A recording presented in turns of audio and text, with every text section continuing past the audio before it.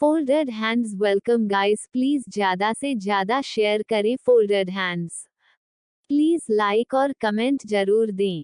वही अंशा अपने हॉस्टल लौट आती हैं और शावर लेकर जैसे ही बाथरूम से रूम में आती हैं तो मधु के बेड पर उस आत्मा को बैठे पाती हैं। वो आत्मा अंशा को बहुत ही उम्मीद भरी नजरों से देखा रही थी। अंशा उस आत्मा को देखकर एक गहरी सांस लेकर कहती हैं, अंशा आत्मा से, ओके मैं तुम्हारी मदद करूंगी, अब अपनी बात मुझे खुलेकर बताओ। आत्मा डरावनी आवाज में, मैं रोज फर्नांडीज। आज से 1 महीने पहले की बात है। मैं जब ऑफिस की छुट्टी के वक्त पार्किंग एरिया में अपने बाइन फ्रंट का वेट कर रही थी तो किसने मुझे पीछे से कई गोलियां मारी, जिससे मैं ऑन द स्पॉट मार गई। मुझे किसने और क्यों मार मुझे कुछ भी मालूम नहीं है। पुलिस भी अब तक मेरा मर्डर केस सोल्व नहीं कर पाई है। प्लीज मेरी मदद करो, मुझे मुक्ति चाहिए और मुक्ति मुझे तभी मिलेगी जब मैं अपने कातिल को ढूंढकर सजा दिलवा दूंगी। अंशा सीरियस फेस बनाकर, ओके तुम मेरा बाहर वेट करो, मैं तैयार होकर आती हुए फिर हम तुम्हारे ऑफिस में पूछताछ करने चलेंगे, आखिरी तुम्हें मारना किसने। फिर आत्मा वहां से गायब हो जाती हैं। वही अंशा भी तैयार हो जाती हैं। अंशा ने आज ब्लू जीन्स और येलो कलर का टॉप पहना था और बाल खुले रखे थे। अंशा ने होठों पर हल्की सी पिंक लिपस्टिक गई हुई थी जिसमें वो बहुत ही खूबसूरत लग रही थी। अंशा उस आत्मा के साथ उसके ऑफिस पहुंचती हैं तो कंपनी का नाम पढ़ती हैं। अंशा आंखों से सर उतरकर, ओबरॉय इंडस्ट्रीज। जी हाँ, ये विक्रांत की कंपनियां में से एक थी। अंशा ऑफिस में जाने की बहुत कोशिश करती हैं पर वॉचमैन उसे अंदर नहीं जाने देता। वही अंशा और वो आत्मा सड़क के किनारे पड़े एक बांच पर बैठी यही सोच रही थी कि आखिर को ऑफिस में कैसे घुसे।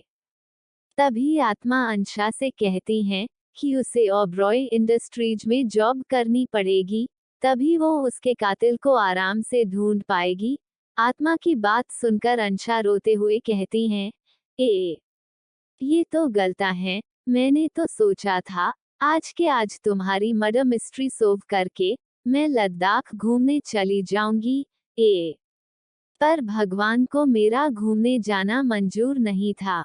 आत्मा अंशा को रोते हुए देखकर डरावनी आवाज कहती है, अंशा मुझे माफी कर दो, पर मुझे तुम्हारी मदद की जरूरत है, वरना मैं तुम्हें कभी परेशान ना करती।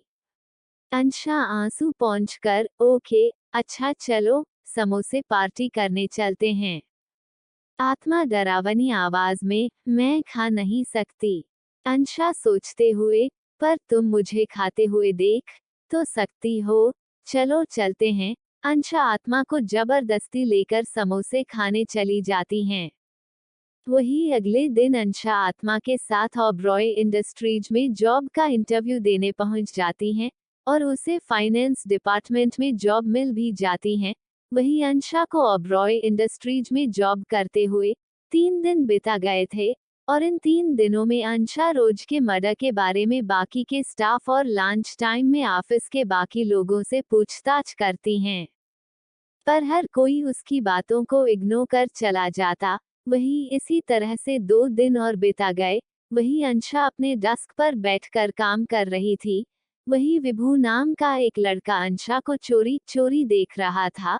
वही उस लड़के की गर्लफ्रेंड दीपिका भी ये सब देख रही थी कि जब से अंशा ने ऑफिस ज्वाइन किया है उस डिपार्टमेंट के सारे लड़के बस अंशा को ही घूरते रहते हैं।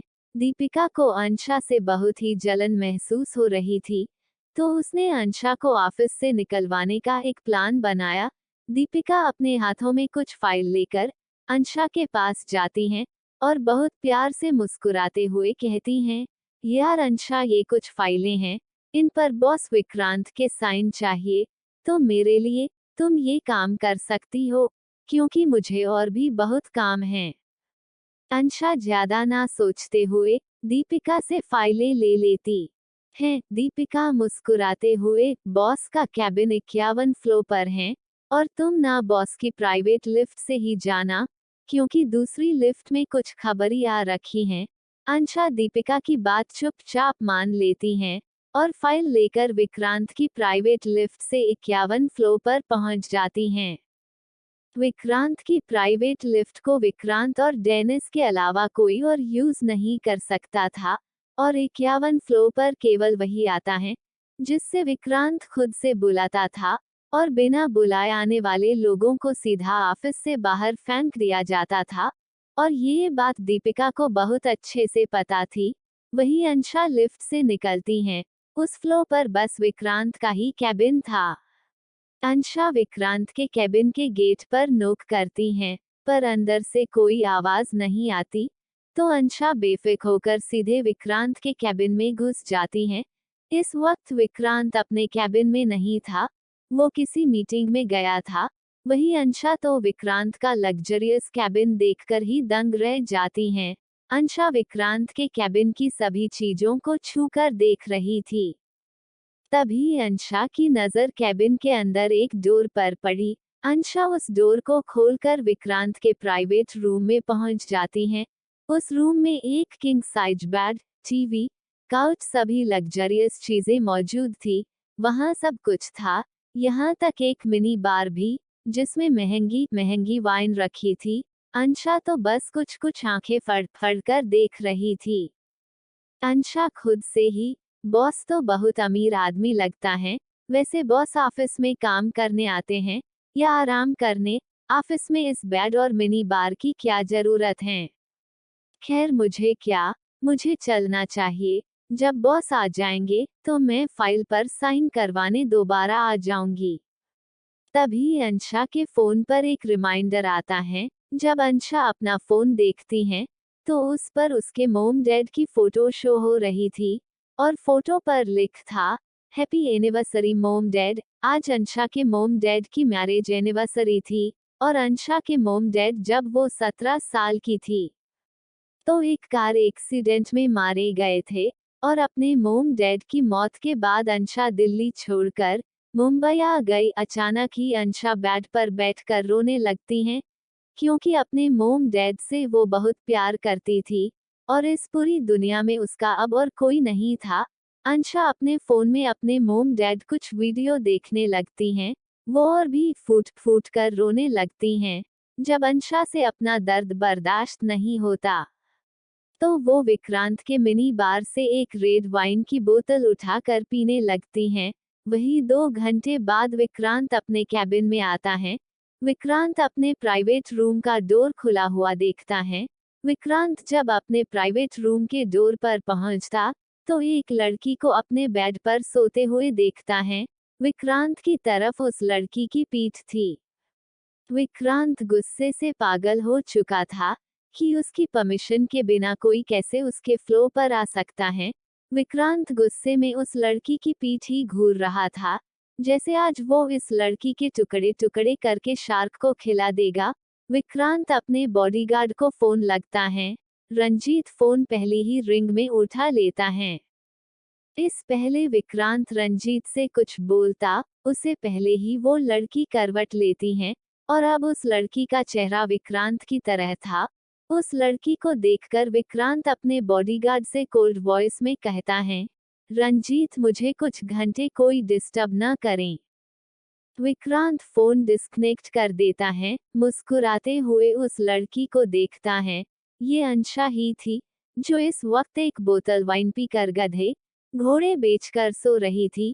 करवट लेने से अंशा ने जो ब्लैक कलर की सटेप वाली फ्रॉक ड्रेस पहनी हुई थी वो अंशा के थाई से ऊपर पहुंच चुकी थी। अंशा की गोरी मक्खन जैसी टांगों को देखकर विक्रांत का गल सूख जा रहा था। विक्रांत डेविल स्माइल करते हुए अंशा के पास जाकर उसके कान पर किस और बाइट करके कहता है, स्वीटहार्ट तुम सोते हुए भी मुझे सिड्यूस कर रही हो। अगर मैं अपनी हद पार कर दूं तो इसमें मेरी कोई गलती नहीं होगी। विक्रांत अंशा के होठों पर लाइट किस करके उसकी ड्रेस ठीक करता है। तभी विक्रांत की नजर अंशा के गले में पड़े पास पर पड़ती हैं, जिससे उस पता चल जाता है कि अंशा उसके ऑफिस में जॉब करती हैं। विक्रांत मुस्कुराते हुए अंशा के गाल सहलाते हुए कहता है, स्वीट हार्ट, बहुत जल्द मैं तुम्हें अपना बना लूंगा। अंशा कसम खाने लगती हैं और फिर से उसकी ड्राई स्थाई से ऊपर हो जाती हैं। इस बार विक्रांत अपने आप को कंट्रोल नहीं कर पाता और अंशा की गोरी टांगों पर सेक्सी अंदाज में उंगली घूमते हुए नोटी अंदाज में कहता है, स्वीटहार्ट, जिससे दिन से तुम्हें देखा है उस दिन से तुम में समाना चाह रहा हूँ, और यहाँ तुम आग में घी डाल रही हो। फिर विक्रांत एक नजर अंशा के खूबसूरत चेहरे को देखता है और फिर अंशा की लेफ्ट टांग को किस करने लगता है और किस करते करते विक्रांत अंशा की थाई पर आ जाता है। विक्रांत के डिजायर अब बढ़ते रहे थे, वही अंशा इससे बेखबर नशे में धूत पड़ी थी। अब विक्रांत अंशा के साथ क्या करेगा, जाने के लिए पढ़ते रहिए।